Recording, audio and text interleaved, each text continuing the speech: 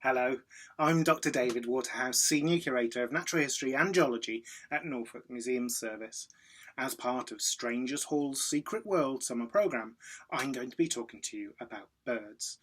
Once again, you join me in Secret World HQ, my garden shed.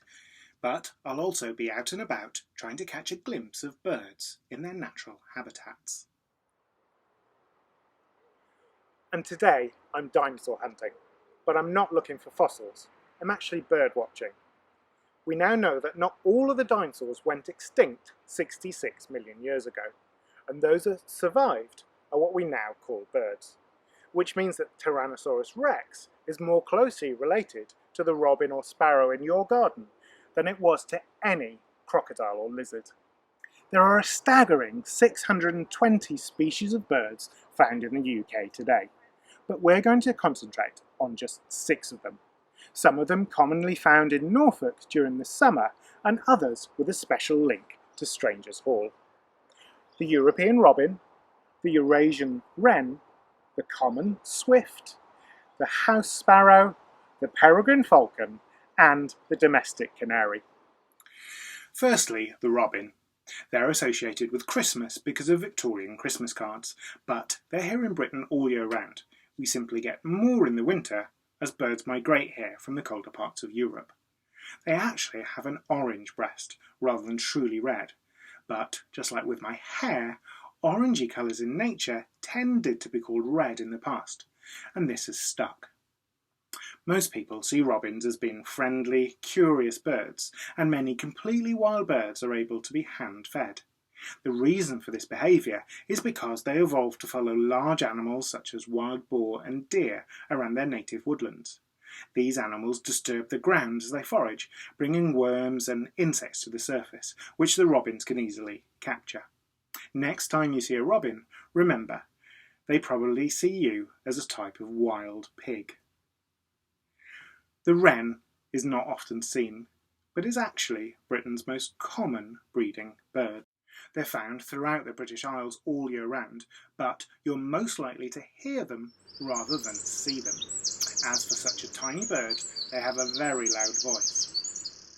Their scientific name, troglodytes, is from the ancient Greek for cave or hole dweller, and refers to their habit of hunting for insects in nooks and crannies, as well as disappearing deep into undergrowth to roost and nest. Although common swifts look like swallows and martins, they're actually not closely related at all. This is called convergent evolution, and it's when animals that do similar things or have a similar lifestyle end up looking alike. Think sharks and dolphins. Barn swallows and house martins are related, and are in the songbird group, along with most other garden birds. Swallows have deeply forked tails, with a black head and red chin strap.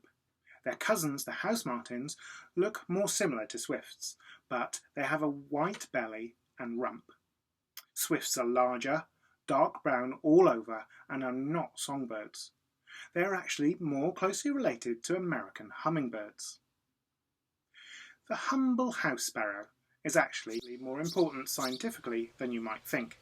Its scientific name, passer, forms the basis for the name for all songbirds, the passerines. So all songbirds are defined as sparrow-like. The peregrine falcon is an impressive bird of prey that has a long history in Norfolk. The Victorian politician, banker and naturalist John H. Gurney was fascinated with them. He studied the subtle differences in the way they looked around the world. The Norfolk man's work is still relevant and is referenced by scientists and historians to this day. For many years, peregrines didn't breed in Norfolk, but since 2012, a pair has successfully fledged chicks every year after a nest platform was set up by the Hawk and Owl Trust on Norwich Cathedral's 250-foot spire. Finally, to canaries. They're from Norwich, aren't they? Well, actually, they're originally from the Canary Islands. These Spanish islands off the coast of northwest Africa were named after a breed of large dog that lived there in Roman times. Islas Canarias comes from the Latin for island of dogs. The native finches were named after these islands.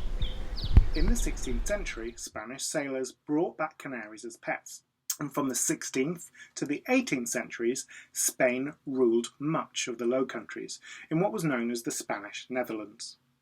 From the 1560s onwards, Protestant refugees from the Spanish Netherlands were welcomed into Norwich to help boost the city's textile industry. These so-called strangers brought with them their pet canaries, and over time the canary became a symbol of Norwich. Quite the journey for such a small bird. So there you have it, a little glimpse into the secret world of birds. Next time you see one, remember you're looking at a dinosaur who could be named after a dog and might even be confusing you with a pig.